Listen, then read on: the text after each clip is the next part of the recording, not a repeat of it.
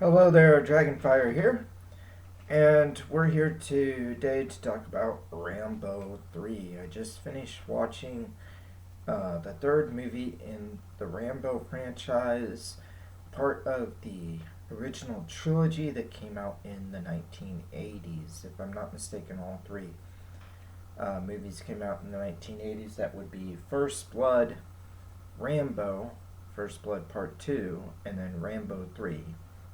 Or we could call it um, Rambo 1, 2, and 3, or First Blood, Second Blood, Third Blood, whatever you want to call it. Yeah, so the third movie in the Rambo trilogy, and this really did feel like a good trilogy as far as all three movies came out in the 1980s, and just bringing some stuff back around full circle, and in some ways. So, um, at the end of part two, Rambo doesn't go back to the United States. He stays overseas where they brought him, and he ended up freeing those POWs in part two. They find him, I believe, this guy and another guy, um, Kurtwood Smith. Of course, everybody knows Kurtwood Smith is the other guy who's with this guy.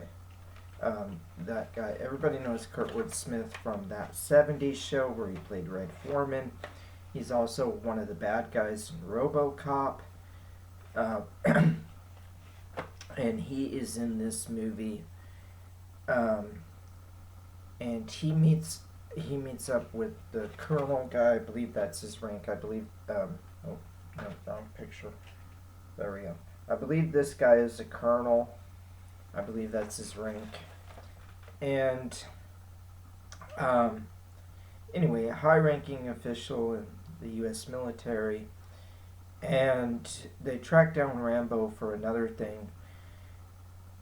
They're trying to help Afghanistan win the war against Russia. This time, the Russian army is going south and invading um,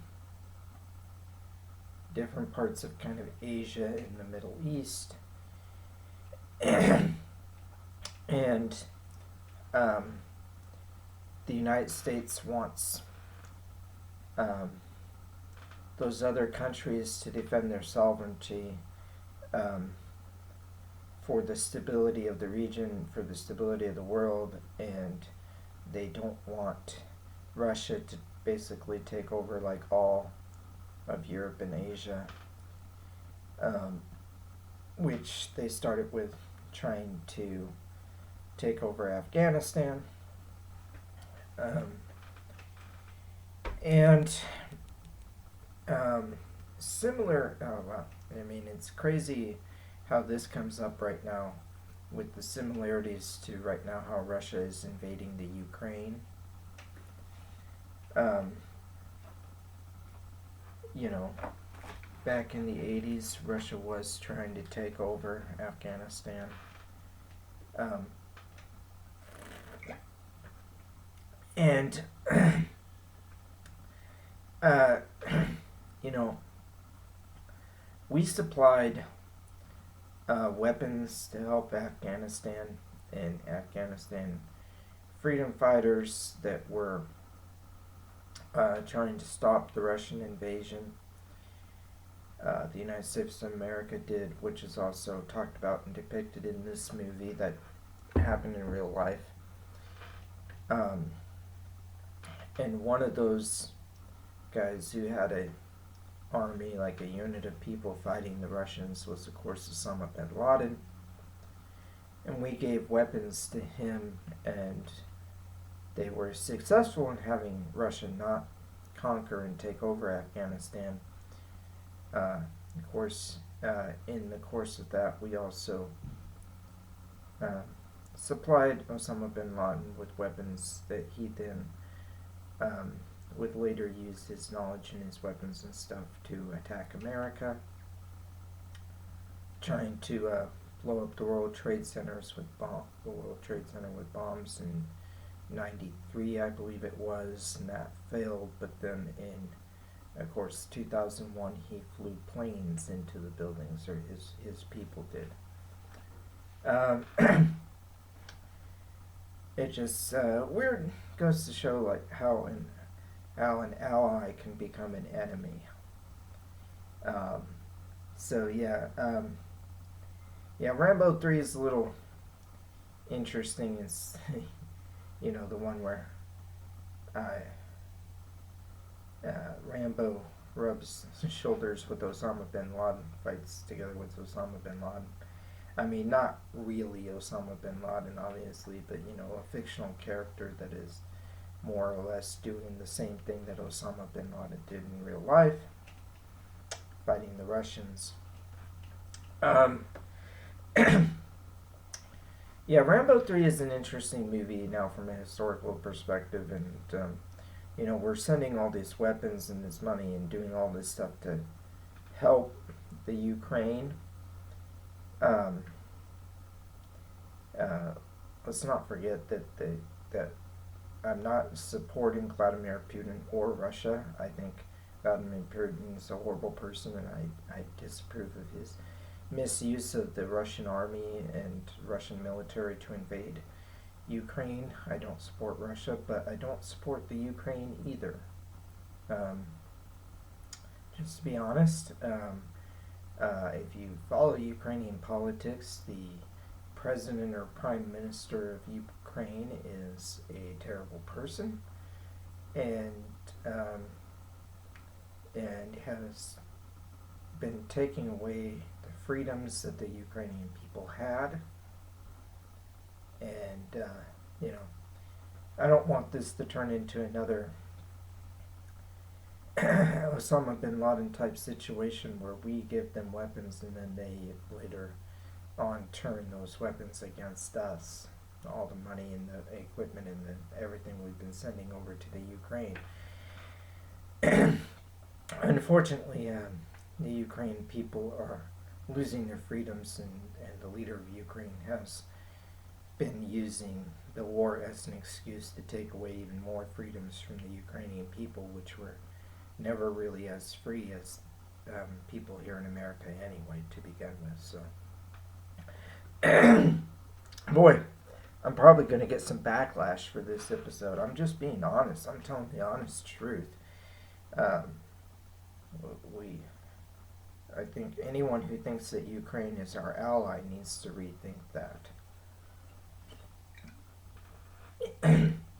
If we had a stronger president in America, man, I'm getting political in this episode right now, but if we had a stronger president in America right now, this war would be over. Joe Biden is weak. Just gonna say it.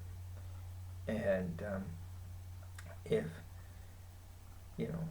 he manages to not destroy the United States military during his time in office, if he really wanted to unleash the full power of the United States military and what we can do as a nation, Russia would stop invading. There would be easy solutions to some of these problems if we had a strong commander-in-chief. We could, I think, stabilize that area over there without pledging full allegiance to the Ukraine. We just make the war stop. Vladimir Putin, just make him stop. So, yeah.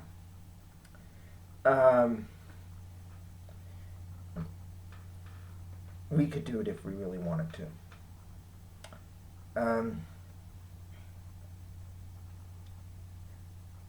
Unfortunately, that's not who Joe Biden is. And Joe Biden would just rather dump millions of taxpayer dollars on the Ukraine. Wrong strategy. Man, I'm getting political here. Anyway, the plot of this movie, Rambo 3, is just that Rambo is looking to. Um, First, they ask him if he wants to come with. Rambo says no. Then they try to go without Rambo because they need to help this one group of Afghanis who are fighting against the Russians in this one particular area, region, um, where they're kind of losing the war, so they need to go help the Afghanis. They get captured. This colonel guy gets captured. So then Rambo changes his mind, decides he wants to go, and when he does, he basically turns it into a rescue operation to go rescue the guy, but he also joins with the Afghani people in fighting for their freedom so they don't get taken over by the Russians, and and helping them in their freedom fighting cause. So yeah, once again Rambo kind of swoops in and saves the day. There's not a whole lot to talk about as far as like just everything that happens in the movie. It's fairly straightforward. It's an action blockbuster from the 80s. Rambo has more of those exploding arrowheads, the ones that he shoots from a bow and arrow. The arrows with particular arrowheads on it, and they explode when they hit their target. So yeah, there's more of that kind of stuff going on. There's the fighting. There's the action hero. Uh, Rambo fights back, and yeah, so it's just pretty straightforward. 80s action movie, gonna give you the big explosions and the fight scenes, and the good guy wins in the end, and a fun 80s action movie. So that's my review of Third Blood, or First Blood Part 3, or Rambo 3, whatever you want to call it. So yeah, reviewing this, and we finished the original trilogy of Rambo movies, and got a couple more to go that were made long after the fact, and I'll be reviewing those later. Alright, God bless everybody. Dragonfire out.